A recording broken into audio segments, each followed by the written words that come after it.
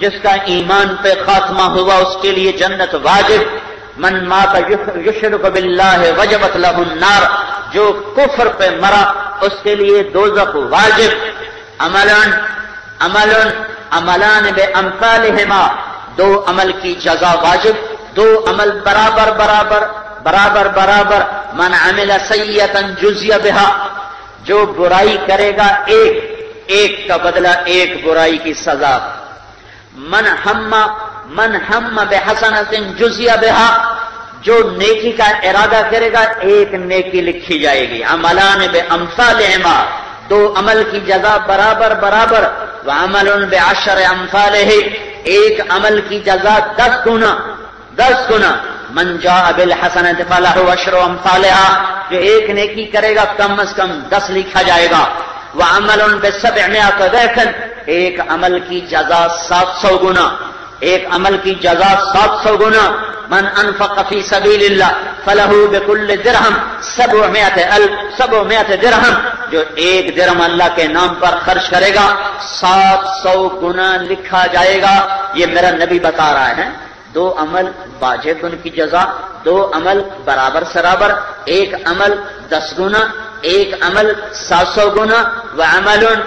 وعمل لا يعلم ثواب عامله الا اللہ، اور ایک عمل ایسا ہے جس کی جزا اللہ کے سوا کوئی نہیں جانتا. وہ کیا ہے یا رسول اللہ؟ آپ نے کہا وہ روزہ ہے جس کی جزا اللہ کے سوا کوئی نہیں جانتا. اللہ تعالیٰ یدع الطعام لأجلی وَيَدَعُ لَذَّتَهُ لِأَجْلِي وَيَدَعُ شَهْوَتَهُ لِأَجْلِي. دیکھو بھائی میرے فرشتوں، اس نے کھانے کو میری خاطر چھوڑا، اس نے لذت کو میری خاطر چھوڑا، اس نے بیوی کو میری خاطر چھوڑا. اس کی جزا میں خود ہوں یا اس کی جزا میں خود دوں گا، کوئی نہیں جانتا میں کیا دینے والا ہوں. جنت کا ایک دروازہ ہے جس کا نام ہے باب الریان، وہ صرف روزے داروں کے لیے کھلتا ہے. جب سارے روزے دار اس میں سے گزر جائیں گے وہ دروازہ بند کر دیا جائے گا، پھر کبھی نہیں کھلے گا، وہ ہمیشہ کے لیے بند کر دیا جائے گا. میرے نبی نے فرمایا من سان نفسہ فی شہر رمضان، جس نے روزے کو رکھا. کیسے؟ نفس کو قابو میں کر لیا. صرف کھانے پینے کا روزہ نہیں ہے، بول پہ بھی پابندی لگائی، دیکھنے پر پابندی لگائی، سننے پر پابندی لگائی، دل دماغ پہ پابندی لگائی، ہاتھ پاؤں لکھنے پڑھنے پر پابندی لگا لی. سارے وجود کا روزہ رکھا. پھر چند بڑے گناہ گنوائے. لم یشرب فیہ مسکرا، شراب نہیں پی، کسی قسم کا نشہ نہیں کیا. لم یعمل فیہ خطیئۃ، کوئی گناہ اس میں نہیں کیا، نہ چھوٹا نہ بڑا. لم یقذف فیہ مؤمنا ببہتان، کسی مسلمان پہ بہتان نہیں لگایا، گالی نہیں دی، بکواس نہیں کی، خاص طور پہ زبان پر قابو رکھا. ایسا روزہ جو فیصلہ آباد میں رکھ لے گا، پاکستان میں رکھ لے گا، اس کی جزا کیا ہے؟ زوجہ اللہ کل لیلۃ 100 حورا، اللہ ہر روزے کے بدلے میں 100 جنت کی لڑکیوں سے اس کا نکاح پڑے گا، 100 حوروں سے نکاح کرے گا. ادنا درجے کی حور، ادنا درجے کی. ساری دنیا کے انسانوں کو اپنی جھلک دکھا دے، ان کے کلیجے پھٹ جائیں، دوپٹے کو لہرا دے، کائنات معطر ہو جائے. سمندر میں تھوک ڈالے، سمندر میٹھے ہو جائیں. مردوں سے بات کرے وہ زندہ ہو جائیں، زندوں کو جھلک دکھائے ان کے کلیجے پگھل کے رہ جائیں.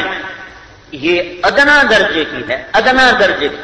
جس کے جسم پہ 100 جوڑے ہوں، ہر جوڑے میں اس کا جسم چاندی کی طرح چمکتا دمکتا نظر آئے. یہ ادنا درجہ بتا رہا ہوں. روزے دار کا اعلیٰ درجہ ہے اللہ ہر روزے کے بدلے میں 100 جنت کی لڑکیوں سے نکاح پڑھے گا. اور کیا کرے گا؟ وَبَنَا لَهُ قَصْرًا، اور اس کے لیے ایک گھر بنائے گا، ایک محل بنائے گا. وہ کتنا بڑا ہوگا؟ وہ جنت میں ہے، وہ گلستان کالو میں نہیں ہے جس کے چاروں طرف گندے نالے، اس کا نام گلستان. کیسے بے وقوف لوگ ہیں، چاروں طرف گندے نالے، نام گلستان. واہ بھائی واہ. ہمارے مثال مشہور ہے، نہ دین پتر تے نہ اولاد شاہ. سمجھو، نہ بیٹی نہ بیٹا، کیا نام ہے جی؟ اولاد شاہ. شاباش. نہ دین پتر تے نہ اولاد شاہ، نہ بتی نہ لالٹین تے نہ چراغ شاہ، نہ کھوتا نہ کھچر تے نہ سوار شاہ. چاروں طرف گندے نالے اور نام گلستان کالونی. ہاں میرا اللہ کہاں بنائے گا؟ جنت میں بنائے گا. کتنا بڑا ہوگا؟ لو ان الدنیا كلها وضعت فيه لكانت كمربط عنز من الدنيا. یہ ساری دنیا اٹھا کر اس روزے دار کے گھر میں کہیں رکھ دو تو یہ 7 بر اعظم اس گھر میں ایسے نظر آئیں گے جیسے 7 بر اعظم پر ایک بکری کھڑی ہوئی نظر آتی ہے. یہ روزہ ہے. للصائم فرحتان. اللہ کا نبی کہتا ہے خوشخبری دے دو روزے دار کو 2 چیزوں کی. ہاں فرحت عند الفطار، جب روزہ افطار کرتا ہے ایک راحت اس وقت ملتی ہے، اور ایک راحت اس وقت ملے گی جب اللہ اپنا اس کو دیدار کرائے گا، جب اللہ اسے اپنی زیارت کرائے گا. تو میرے لیے بھوکا رہا، تو میرے لیے پیاسا رہا. امام احمد بن حنبل کو کوڑے پڑے، 60 کوڑے، لہو لہان، بے ہوش. لمبی کہانی ہے. انتقال ہوا، خواب میں دیکھے گئے. پوچھا گیا آپ کے ساتھ کیا ہوا؟ کہ میرے اللہ نے مجھے اپنے سامنے کھڑا کر کے پوچھا احمد کوڑے کس لیے کھائے تھے؟ کہ یا اللہ تیرے لیے کھائے تھے. کہ چل میں چہرے سے نقاب ہٹاتا ہوں قیامت تک میرا دیدار کرتا رہے. روزے دار کو اللہ دیدار خاص کرائے گا. تو میرے لیے بھوکا رہا، پیاسا رہا، آجا لے. بھائیو اس لیے رمضان گھومتا ہے کہ گرمی کی شدت کو بھی سہو، پیاس کی شدت کو بھی اللہ کے لیے برداشت کرو. حلق کانٹوں سے بھر جائے، اللہ کے لیے برداشت کرو. وہ دن یاد کرو جب اللہ کہہ رہا وَسَقَاهُمْ رَبُّهُمْ شَرَابًا طَهُورًا. اللہ تمہیں خود اپنے ہاتھوں سے جنت کی شراب پلانے والا ہے. خود پلائے گا. رات کی تراویح بڑے لوگ گھاٹے میں ہیں، بہت لوگ نقصان اٹھاتے ہیں. پڑھتے ہی نہیں، 2 پڑھ کے بھاگ گئے، 8 پڑھ کے کتنا مجمع بھاگ جائے. اور نہ جایا کرو، نہ ظلم کرو اپنے آپ پر، نہ ستم کرو اپنے آپ پر. اللہ کے سامنے کچھ تو کھڑے ہو جاؤ. اپنے کاروبار گھٹا دو، اپنے مصروفیت گھٹا دو تاکہ تراویح میں تم اطمینان سے کھڑے ہو سکو. افطاری تھوڑی کرو، روٹی تھوڑی کھاؤ. اتنا کھاتے ہیں کہ جب نماز کا وقت ہے تو مچھی طرح ہوں ٹریا ہی نہیں جاتا. تراویح کی تو پڑی اللہ کے بندو تھوڑا کھاتے.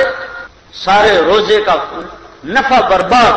سموسا، پکوڑا، پھر وہ پیس، پھر اوپر چٹنی، پھر اوپر کیچپ، پھر اوپر وہ چاٹ، پھر اوپر ابھی روٹی کھانی ہے، روٹی حلیہ کھاونی ہے. تو یہ تراویح خاک پڑے گا. اس کو نیند نہیں آئے گی تو کیا ہوگا؟ تھوڑا کھاؤ. روزے کا نفع اٹھانے، جسم کی زکات ہے روزہ، مال کی زکات ہے پیسہ، اور جسم کی زکات ہے روزہ. جب اسے بھوک لگتی ہے اور پیاس لگتی ہے سارے جسم کے گندے مادے جلنا شروع ہو جاتے ہیں، سارے فاسد مادے جل جاتے ہیں. لیکن افطاری کے ہضم ہونے سے پہلے سحری آ جاتی ہے، سحری کے ہضم ہونے سے پہلے افطاری آ جاتی ہے. پیٹ اٹھے رہ جاتا ہے، چربی نہیں پگھلی، کیا فائدہ ہوا؟ جسم کو بھی نفع پہنچانے کا کام ہے روزہ. اور اللہ نے کہا ہے روزہ رکھو، کیا ہوگا؟ تقوی والے بن جاؤ گے. روزہ رکھو، کیا ہوگا؟ تقوی والے بن جاؤ گے. روزے سے کیا ملے گا؟ تقوی ملے گا. تقوی سے کیا ملے گا؟ سب کچھ ملے گا. جیسے پیسہ کو لوگ کہتے ہیں پیسہ ہے تو سب کچھ ہے، پیسے سے سب کچھ ہوتا ہے، پیسے سے سب کچھ ملتا ہے. قرآن کہتا ہے تقوی ہے سب کچھ ہے، تقوی نہیں کچھ نہیں. تقوی سے کیا نہیں ہوتا؟ تقوی سے کیا نہیں ہوتا؟ تقوی سے سب کچھ ہوتا ہے. تقوی سے دنیا بھی بنتی ہے، آخرت بھی بنتی ہے، جنت بھی بنتی ہے، مال بھی ملتا ہے، عزت بھی ملتی ہے، فتح بھی ملتی ہے، محبت بھی ملتی ہے، آسانیاں بھی ہوتی ہیں، تنگیاں بھی دور ہوتی ہیں، رزق بھی آتا ہے. کیا چاہتے ہو؟ عزت؟ تقوی. کیا چاہتے ہو؟ رزق؟ تقوی.